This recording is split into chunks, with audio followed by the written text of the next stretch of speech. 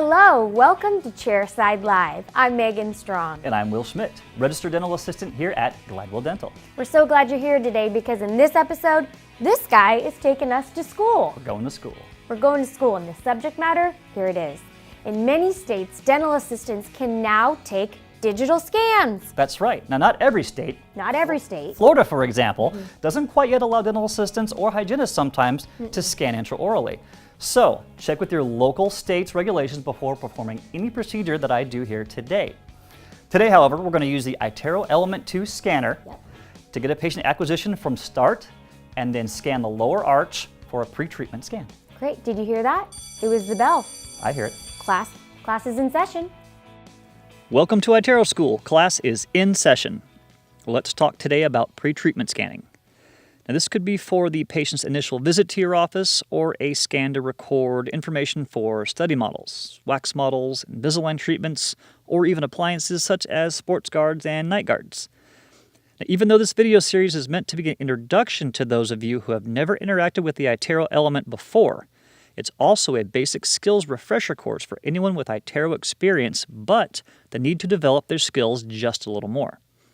I've got a lot of information to throw at you, so let's get started today with the basics of entering patient information, and then we'll complete a lower arch scan. Let's take a look at the home screen. The 4 basic menu boxes that are presented allow you to acquire a new scan, look up patients that have been previously entered, review orders that are already scanned and sent, and to check messages sent by a line for general communication purposes. I'm going to keep it as simple as possible for today's presentation and start by talking only about the new scan and existing patient options.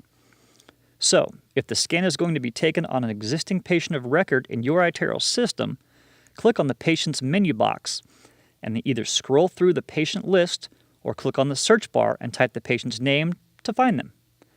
If they don't happen to be listed here and you need to back out of this menu and enter them manually for the first time, simply click on the small menu icon in the upper left-hand corner of the screen and return to the main menu.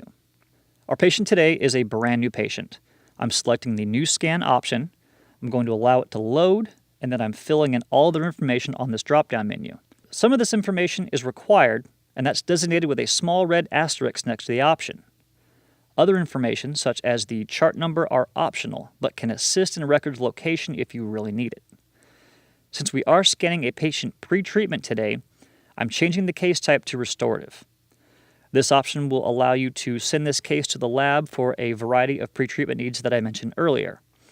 Due dates are set at a standard 2-week turnaround time unless you change that manually for rush cases. Then I'm going to designate this scan to be sent to Glidewell Dental Lab as the recipient. Now, the most important step here is to click on the pre-treatment scan box rather than to leave that area blank. This is telling the iTero that no teeth are being selected for treatment and no additional information needs to be entered on the tooth-by-tooth basis. Any specific instruction at this point can be entered in the notes section below the chart. I want you to be as detailed as you'd like to be while entering these notes. There's no such thing as adding too much collateral info while explaining treatment requests. Let's get started with this live patient example and talk about seating position and wand technique. It is important to feel comfortable while scanning. The more I am straining while performing a scan, the more I'm going to start to get fatigued. My preferred position is roughly 12 o'clock in relation to the patient's body, and I'll position the scanner either to my left or right at 5 o'clock or 7 o'clock respectively. I'm holding the scanning wand in my dominant hand with my palm and fingers facing upwards. This initial hand posture is exactly the same whether I'm scanning the upper or the lower arch. My opposite hand is always standing by to retract, to suction, to provide a fulcrum, or even act as a stabilizing guide. I prefer to scan without the distraction of cheek retractors, mouth mirrors, props, or even suction devices that aren't meant to enter and exit the mouth pretty quickly. I almost prefer to be proficient scanning on my own. I'm sure many RDAs who will be performing scans can relate. You will most likely be operating without the assistance of another staff member. However, in extreme cases, don't hesitate to ask another assistant, a hygienist, or even your own patient to help with retraction or saliva control. I typically choose the mandibular arch to begin a full mouth scan, similar to the reasons why we start with a lower full mouth impression, and this is to simply build the patient's confidence in the process. As you can see, I have the lower arch selected on the left-hand menu. I did this by just pressing on the image of the lower arch. Saliva bubbles and any debris can be removed with an air blast and continued throughout the procedure if you need to. Starting distal to the most posterior tooth in the arch, I'm going to initiate the scan by tapping on one of the buttons found on each side of the wand. On this first pass, I'm attempting to acquire occlusal records only. This patient does have both third molars present, so it's really up to you which side to begin with and feel the most comfortable. As I'm wrapping around to the anterior of this arch, I need to stay more lingually inclined rather than looking straight down at the incisal edges. We're going to come back and recapture the incisal edge details later. A little side-to-side motion while moving along the occlusal surfaces of the molars helps the wand to easily move past the cheeks and the lips, especially if you're getting hung up there. Now once you've made it all the way around the arch, go ahead and just stop the scan by again tapping one of the buttons found on the side of the wand. I just want to review what we've already scanned up to this point. And I'll tip and turn the scan here to show all of the red areas that have yet to be acquired. When manipulating the scan on screen, there are a couple options you have to view all angles of the scan. Using one finger, moving around on the screen will rotate the scan on its axis without actually moving it around from its centered position. Holding two fingers on the screen will allow the scan to move to a new location, however the scan is not going to tip and turn. Similar to viewing an image on a touchscreen like your smartphone, using two fingers in an opening or pinching motion will cause the scan to enlarge or to minimize. I'm going to zoom in on this portion just for a moment and show the involvement here of the cheek and the tongue in the occlusal scan that we took.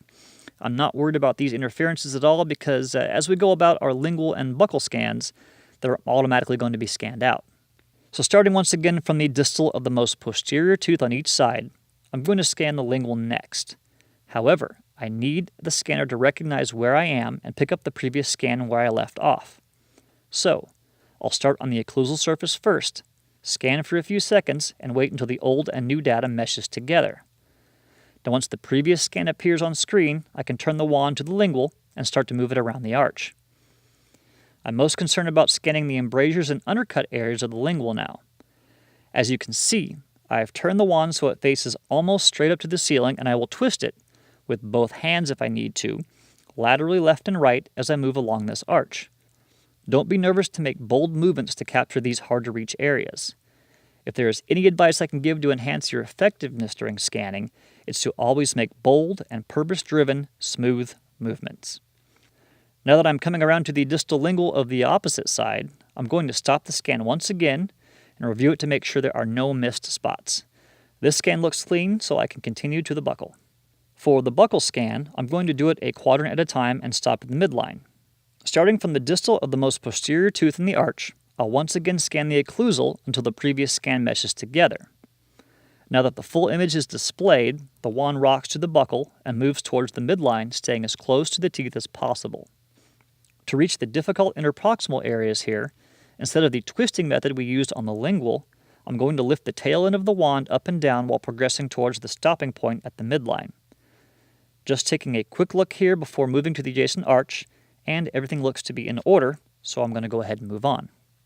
Now I'm always starting on the flat occlusal surface, allowing the scans to mesh, and then I move along the buccal in the same fashion towards the midline. Give every segment a quick check to make sure you get the right information recorded. The last bit of info that you need to scan for full arches are the incisal edges.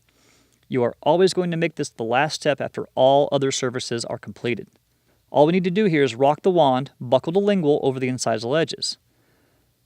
Once on the right and once on the left to capture the edge details. Like I keep saying, I still want to start on a flatter posterior surface to help the wand mesh the scans together. Maybe just start on the bicuspids until the mesh happens, and then rock the wand buccal to lingual, moving towards the midline. Make this scan last no more than 3 to 5 seconds, and then review the final scan to make sure it's complete. While reviewing the final scan, here's an option that I like to take advantage of. Since I've been looking at the same grayscale image for so long, it helps to give my eyes some relief and change the image appearance to the high definition view. I do this by clicking on the view button located just to the lower left of the tooth chart. Now we have more of a gingival color contrasted against a natural tooth color. I prefer to scan in the grayscale mode, but it really is up to you whether you choose one or the other. Remember, when it comes to performing scans properly, your comfort level directly translates to the best possible outcome. Thank you, Will. That was a great class. Megan, I'm so glad we weren't tardy for that. But stay tuned, because in the next episode, I've got so much more information. We're going to continue with the same patient, an upper arch scan, and a bite registration, and send this case on to the lab.